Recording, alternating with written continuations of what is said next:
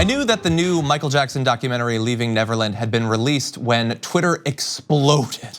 That was all that I saw all of a sudden. Extremely controversial with people on both sides. And joining us now to break down why this documentary and what it reveals is so controversial is David Dennis Jr., Senior Culture Editor for Interactive One. David, welcome back to the show. Thanks for having me. So we tend to talk about this sort of thing, it seems like, historically, and we will turn to R. Kelly in just a little bit. But you wrote an article recently called "I Loved Michael Jackson, I Love Us More," talking about your complex sort of emotions driven by this new information. So can you explain what it was like watching the documentary?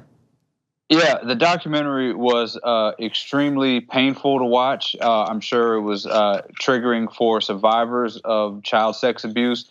It was a difficult watch. It was two men going through in grave, disgusting, traumatizing detail about their lives with Michael Jackson as children, about the sexual abuse that they suffered.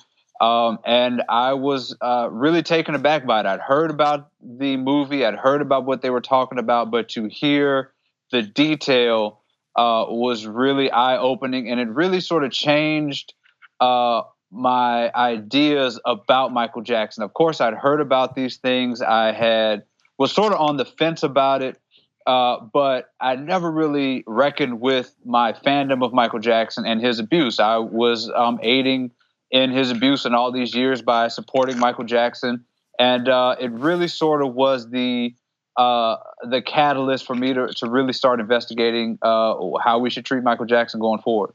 Now, we've talked before about whether it's possible to separate an artist from their art. And in the article, you talk about your decision, which was, again, painful, to stop playing his music. Why did you err on that side? Well, I believe the victims. I believe that, there is some level of guilt to Michael Jackson, and I don't feel comfortable supporting that artist. I don't care how iconic he is. I don't care how much I've loved him. I've loved Michael Jackson. As I mentioned in the article, he's been around since before I was born. I love ice cream. I love pizza. I love Michael Jackson. That's just one of those forces of nature of things that you love. But you really have to think about, who you're supporting. And I believe victims in this case, there have been many more than just these men who have come out against Michael Jackson. And, I have a son who's 6 years old, who's around the age of these boys who were being allegedly abused by him. And I just can't play his music for him.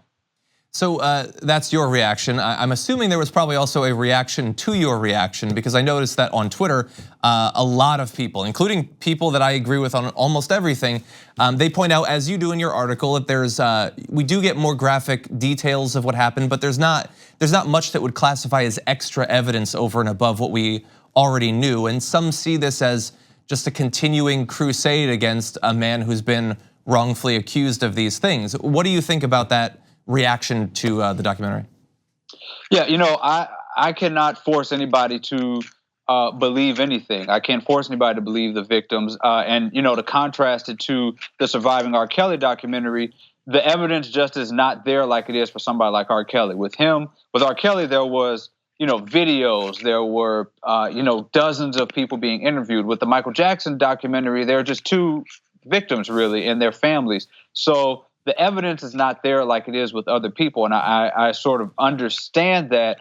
I believe them. I believe, looking at the court documents, looking at what transpired before, looking at the voicemails, things like that, I just tend to believe the victims. Now, I understand those who want more evidence, but my problem really is with people who sort of don't care, with people who say that, yeah, maybe he did touch those children, or maybe he did abuse those children, but I'm still love him anyway because he's Michael Jackson.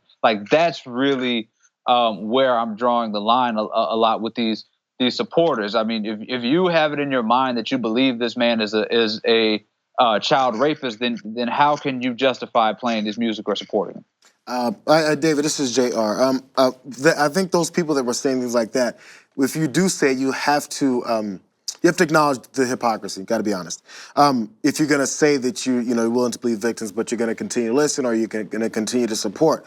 At the beginning, I remember the beginning of the R. Kelly documentary. They mentioned how in history, musicians, especially generally, and also maybe actors and big name celebrities would take part in this type of thing with underage women, or have partners that were underage and eventually maybe marry them, or just did it just for their own satisfaction. I feel like the lines get drawn based off of whether or not someone is with us anymore. How much of a reaction have you been getting from people saying, well, Michael's gone now. We can't get retribution towards him the way that we can with R. Kelly. R. Kelly can still face the music. What is it? Have you seen that type of approach people have been having with this article? Yeah, I've seen that. I've seen a lot of people say Michael Jackson is not here to defend himself. And my retort to that would be, I don't know how much a 7-year-old boy can defend himself. So, if we're going to compare who's innocent or who can defend themselves, that's sort of a dead end to me. Now, when we discuss, if artists are, when they pass, what to do with them, to me, that seems like a cop-out. I mean, I think that, Michael Jackson's legacy is still there. His music is still there. And, you got to think about, if I'm playing this music for my children, and they find out, eventually when they start Googling and they find out what he's been accused of, and if there's more evidence that they believe it, they might ask me, why was I playing his music? Why was I supporting him? And I just can't do that. So in a moment, we're going to turn to R. Kelly, but I am curious with both of these documentaries coming out so soon, like around the same time, and the reactions being very different to the two.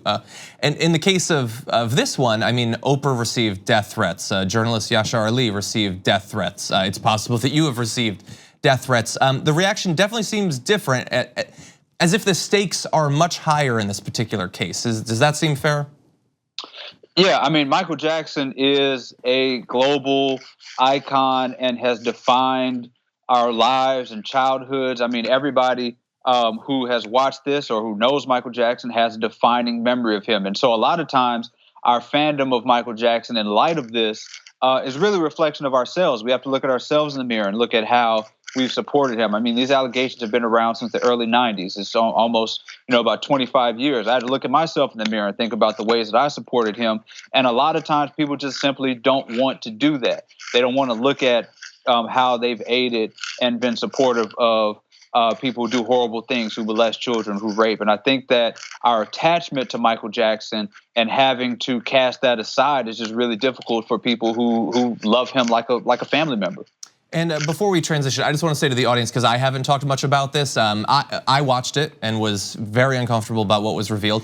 But I'm not asserting that I know necessarily exactly what happened or that I am the arbiter of exactly what he did. But in reading it or in watching it and listening to what they said, there's a lot that you have to sort of get past to think that nothing was going on. I understand that for some people that doesn't rise to the level. I'm just expressing what I feel.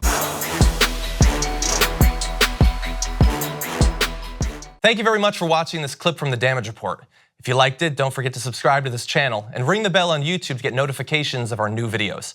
And of course, you can catch the full Damage Report live every weekday at 1 p.m. Eastern, 10 a.m. Pacific on TYT Network on YouTube TV.